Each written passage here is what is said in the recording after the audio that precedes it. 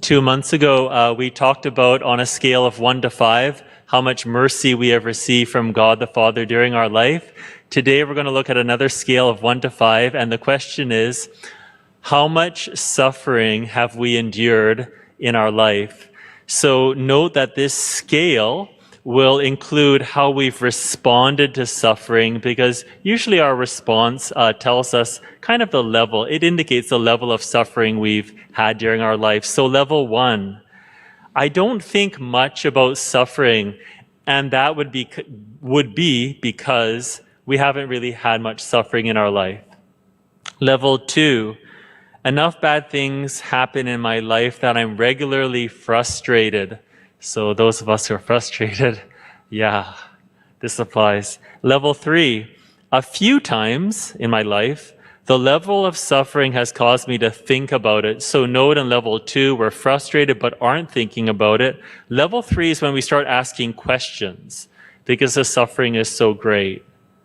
Level 4, my suffering has been so intense that I've reflected seriously on why it happens to me so often. And level 5, suffering is always on my mind because I've been pushed to the limit throughout my life. Now, this is not a perfect scale because I made it up. But it's really indicating, of course, that our perception of suffering is very subjective. The key point I'm really trying to get you to think about is, how much do you think about your suffering? Because the more you reflect on why it's happening, the more you can grow from it. If we don't try to figure out the purpose of our suffering, it can only lead to frustration and resentment. Today is the third in a 4-part series about reversal of expectations. And the theme today is that suffering is an opportunity. Now, I don't want to offer a cold comfort for those of you who are going through a really hard time right now. I don't want you to think that I'm just kind of being dismissive. I'm not. All I'm trying to point out is that there is a great opportunity here. I know a young man, he's about 30 now. He's always been more mature than everyone his age. And when I found out, his brother was born blind, and then when he was a child, he always saw people die. And then I said, yeah, you know what? I think that's one reason why you're ahead of most people your age. We're not going to consider today the question of why God allows suffering. We've done that a few times already. What we're going to do is just look at 5 sentences in the gospel and see how each of them shows us an opportunity. So first, it says, when evening had come, Jesus said to his disciples, let us go across to the other side. And leaving the crowd behind, they took Jesus with them in the boat, just as he was. Other boats were with him. So Jesus is on Lake Galilee. He's on the western side. He's trying to get now to the eastern side. And that's Gentile territory. That's non-Jewish territory. So this will be the first time when the disciples, Jewish people, they're going to cross to get to the Gentile side. This is because Jesus wants to preach the gospel there for the first time. So these words here, let us go across to the other side. The other side is symbolic of where Jesus is trying to get us to go. So he is allowing suffering in our lives for a reason. Do you know why? Give you an example. Those of you here who are younger than I am, kind of the probably millennials and generation, Gen Z, you would know that your generations tend to struggle more with anxiety than prior generations. And one reason is because through no fault of your own, you've been the most protected generation. You've always been kind of protected, so whenever you encounter suffering, it's probably overwhelming. Now, the solution is not to avoid suffering. That's just impossible. If you do it, it's going to cause more suffering. The solution is to look at suffering. It's an opportunity. I can grow through this. So this is why I've said, don't have your parents do all your laundry for you, your cooking, driving you around everywhere, because it makes us weak. Suffering is this incredible opportunity to build resiliency so that whenever suffering comes, you can handle it. One thing that Jesus is trying to do for all of us, he's trying to get he's trying to get happiness here on the inside. What do I mean? We tend to be happy when people are good to us, when we're healthy. What happens when we're sick and when people are mean to us? Our happiness goes away. This is not good. This means happiness is always outside of us. But there are a few people, every time they get sick, every time people are mean to them, they always choose to love. They always choose to live in Jesus. And what does that mean? You've got happiness now on the inside. And once you do, no one can take it away from you. This is one thing Jesus is trying to do in our lives. Number 2, a great windstorm arose and the waves beat into the boat so that the boat was already being swamped. But Jesus was in the stern, asleep on the cushion. And they woke him up and said to him, "Teacher, do you not care that we are perishing?" Those words are an accusation. They're not a question. So one of the worst thoughts that we can have when we're in pain is, man, Jesus doesn't care. I'd really encourage you, please never think that. Don't go there. You don't want to accuse Jesus of not caring because he does care. A few weeks ago, we showed a video of a Kevin Chow. Kevin became Catholic. He was baptized about 2 months ago. And one thing he said in his video, if you remember, he said he didn't want to always go to church to ask God for things. He said he wanted to go to church to thank God. It's good insight. Because he knew there's something wrong with this transactional relationship with God. I only go to God, I follow his rules so that he blesses me. That's not a good relationship with Jesus. Now, one thing he did not share, but he's given me permission to share is, during the COVID lockdowns, sometimes I would come into church around 9 p.m. and I would see him right over there and he was praying alone. And from my perspective, it looked like he was in a lot of pain. He was suffering. And I asked him, and he said, yeah, that's true. And I could see it. One thing he did that was so well, and this is my point, he went to Jesus when he was in pain. He didn't accuse him, and it wasn't a transaction.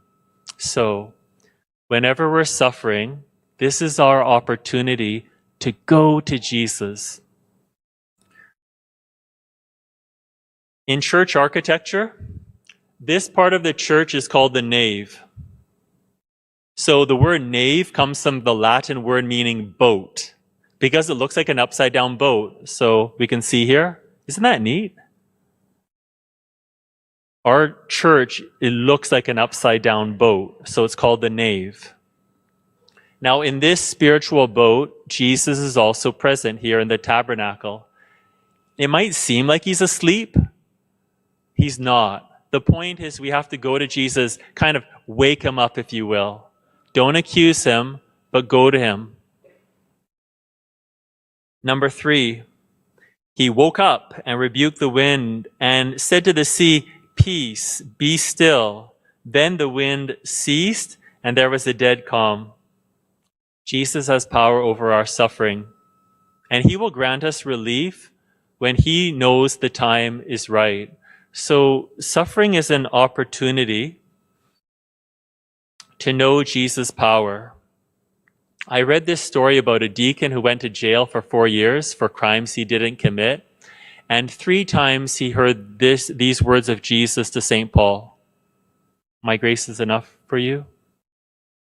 Now he said before prison as a deacon, he only knew God's power up here. After he was in prison, he really knew it, and it gave him so much confidence and courage. So suffering is our opportunity to really know Jesus' power. And once you do, you have a lot of confidence and courage. Number 4, Jesus said to them, "Why are you afraid? Have you still no faith?" Another word for faith is trust. Now, those of you who are parents know that one of the most painful things in life is when our children don't trust us. So sometimes like our children might be mad at us. They won't tell us certain things. They might actually think we're against them. That really hurts. Same thing for Jesus. When we don't trust him and we don't have faith in him, it hurts. So suffering is our opportunity to say to Jesus, I trust you. I know you're good. Now that's a gift you can offer Jesus. This one, by the way, it only means something to you if you love Jesus. During your suffering, you can give Jesus a great gift. You can say, I trust in you. I know you're good. And number 5, and they were filled with great awe and said to one another, who then is this that even the wind and the sea obey him? Who? His identity. Now, did you notice before what the disciples said to Jesus, what they called him? They called him teacher. They don't yet fully understand his identity. Teacher is true, but I would never, for example, call my dad Mr. Huang. I would never say, hi, Mrs. Huang, Mom. It feels too distant. My mom is, first of all, mom, dad is dad. And Jesus here, not only is he teacher, he's God. Because he doesn't just ask God the Father to stop the storm. He does it himself because he's God. So I think whenever we're suffering, that's our opportunity to really know Jesus' identity. And I hope when you talk to Jesus in prayer, I hope you call him God or Lord. So to wrap up, going back to the scale, I hope you're very aware of which level you might be at. And those of you who are higher on the scale, the point I'm trying to get at is that you have an incredible opportunity. Now for me, I don't think I've suffered a lot during my life, objectively speaking, but I can say I've thought about it a lot. And some people just said to me, well, why don't you just quickly share with the people, just because it might help them. So I'll just give you 3 quick examples. When I was in elementary school and high school, I remember always being disappointed by friends. Everyone let me down. And that led me to Jesus. That was good. In high school, I got beaten up badly enough. And my dad said to me, because I picked the fight and I lost. And my dad said to me after, you're arrogant. That was really good for me to hear. Because after that, I changed my behavior. And then finally, Jesus asked me to give up marriage. And that felt like death. Because all my dreams were over. So I went through this death experience, but then afterwards I went through a resurrection experience. Jesus gave me something way better than marriage. So, ha ha. For those of you who are married, I have Jesus. He gave you something way better than all of you. Ha. Anyway, my point is the resurrection has been so good. I sometimes hope that you will all go through that death experience so that you can reach the resurrection. The only way through to get to the resurrection is through the death experience of Jesus.